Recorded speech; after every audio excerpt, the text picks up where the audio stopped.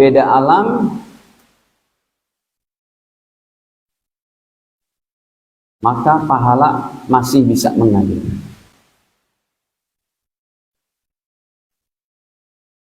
Ya, ini diantaranya nomor 2, bahwa Allah ingin menyatukan nih umat Islam.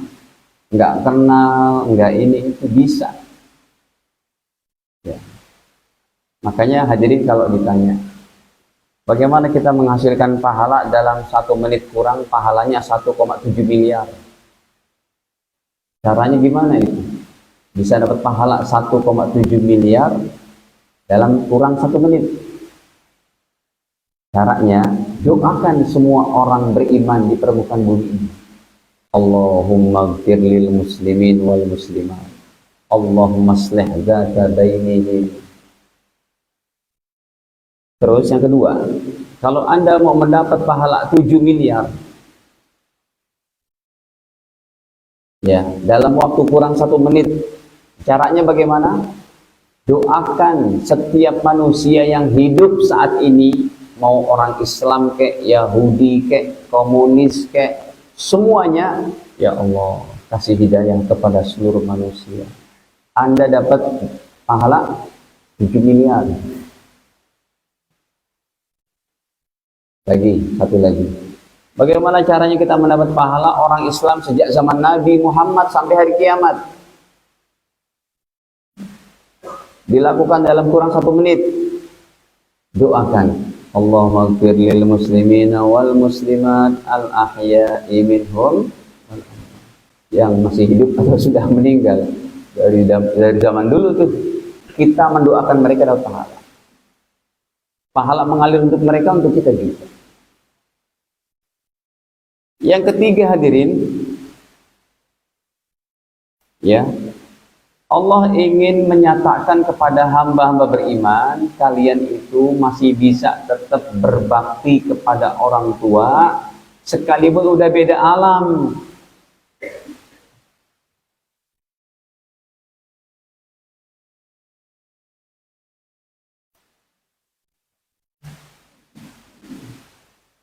Bentuk bakti seorang anak kepada orang tuanya, sekalipun udah beda alam tuh Pak. Orang tuanya sudah meninggal, dia masih boleh berkurban untuk orang tuanya, dia masih bisa berhaji untuk orang tuanya, dia masih bisa berumrah untuk orang tuanya. Dalilnya banyak, itu nanti kita sampaikan di akhir-akhir. Pahala mengalir untuk orang tua kita. Tadi Anda datang tuh, atau tadi ada apa, masukin tromol 10.000 kayak 50.000, ya Allah, pahalanya untuk bapak ibu saya. Bentuk bakti kita. Apalagi setiap habis sholat, Rabbi firli wali walidayya warhamhuma kama rabbayani. Bentuk bakti kita kepada orang tua. Makanya kalau bapak ibu nih musim haji udah selesai, kita mau umroh nih Pak, usahakan umroh kedua, umroh ketiga, hadiah pahala untuk bapak ibu kita. Sepakat para ulama, hadisnya Bukhari Muslim, pahala ngalir untuk bapak ibu kita. Bentuk bakti kita. Ya. Saya pernah ditanya itu, di tuding-tuding gini lah sama masyaikh di Masjidil Haram. Dulu kita kan umroh hampir tiap bulan waktu itu. Sekarang sih udah, artinya travel udah gede ya ustadz-ustadz yang lain. Nah begini hadirin, mereka katakan, limadza anta ta'tamir wa ta'mur jama'at an yaf'alu al-umrah marrat. Kenapa kamu perintahkan jamaahmu umroh terus, umroh lagi? Umroh mah datang ke Mekah sekali aja udah selesai. Berkali-kali itu nggak ada dalil. Saya bilang ada dalilnya. Bukhari Muslim. Loh kok bisa? Iya. Sebab saya mengajarkan jamaah umroh kedua, kita berangkat lagi ke Tanim, betul? Pakai ihram di sana, mandi di sana, di Masjid Aisyah, sholat 2 rakaat, niat, labbaik Allahumma umratan an ummi sunnatan lillah. Ya Allah, saya umroh kedua ini hadiah pahala untuk ibu saya. Terus kata Masyaikh Saudi, oh kalau itu mah betul. Jadi kalian umroh yang kedua ketiga bukan untuk diri kalian, bukan untuk orang tua kita. Itu nggak ada perbedaan pendapat. Masih kita bisa berbakti kepada bapak kita. Apalagi setelah setiap sholat, Al-Fatihah. Ya, kepada bapak saya Al-Fatihah setiap sholat. Sampai kepada mereka. Mengikuti fatwa ulama yang kebanyakan menyatakan itu sampai.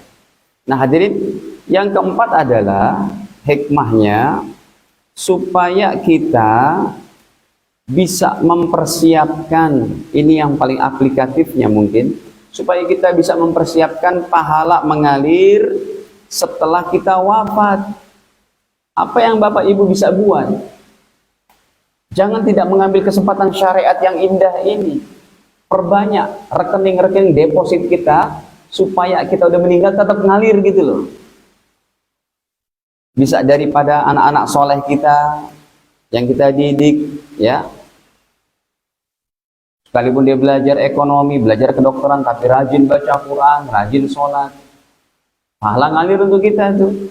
Apalagi Pak, yang tadi udah kita sebutin tuh, ya, ilmu juga semampu kita, wakaf, asuh anak yatim, apalagi ini bulan Muharram udah mau masuk nih, kita diingatkan, ya. Asuh anak yatim, bisa juga anak duafa.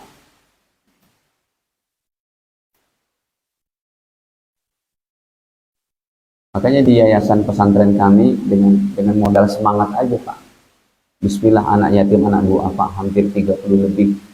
Orang tuanya nggak mampu. Kita cuma pungut bayaran 500.000. Orang tuanya cuma mampu bayar 100.000. Nggak apa-apa, yang penting bisa belajar. Bisa menghafal Quran anak-anak kita misalnya. Semangatnya cuma ini aja, kita mati, ya, pesantren bisa jalan terus. Siapa aja yang teruskan silakan. Ya, bukan milik pribadi, milik sama-sama. Asuh anak duafa, ya, apalagi wakaf Quran. Kan ada tuh satu lembaga, siapa yang mau wakaf Quran di pedalaman, satu unit Quran berapa? 100.000. Yaudah Pak, saya kirim 1 juta nih, berarti 10 Al-Quran. Pahala mengalir terus. Dan lain-lain. Baik, sekarang kita lebih jauh lagi Bapak Ibu. Pahala mengalir ini ada berapa macamnya Ustadz? Kita akan masuk pada dalil-dalilnya ini. Pahala mengalir itu ada 2. Yang pertama, mengalir berupa doa-doa. Yang kedua, mengalir dari berupa amal soleh. Oke, kita inikan dulu, detailkan yang pertama nih. Yang pertama hadirin, dalil, ya, pahala mengalir berupa doa. 1, yaitu doa orang Islam bagi orang Islam yang lain. Doa orang-orang beriman untuk saudara beriman yang lain.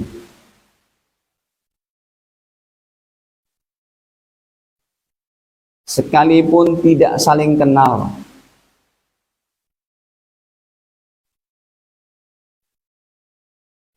Dan sudah beda alam.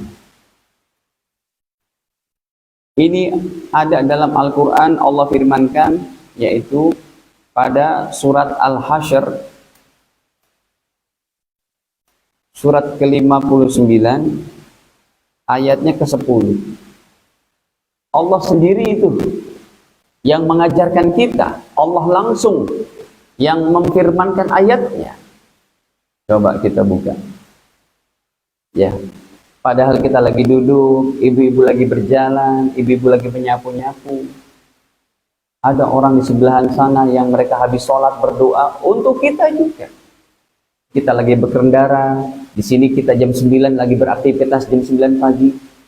Tapi kan umat Islam di Papua, di Sulawesi, mereka udah sholat apa? Udah sholat zuhur, habis sholat mereka berdoa, Allahumma ighfir lil muslimin wal muslimat. Dapat untuk kita. Demikian juga ketika kita sholat subuh di sini, ya, umat Islam di Medan, masih sholat tahajud. Dalam tahajudnya mereka berdoa, Allahumma ighfir lil muslimin, dapat juga untuk kita. Dipermudah sedemikian rupa oleh Allah supaya kita ini pulang ke kampung akhirat, ke alam kubur kita masing-masing dengan segudang pahala. Coba kita buka ayat. Ya, surat ke-59 ini. Ayatnya ke-10.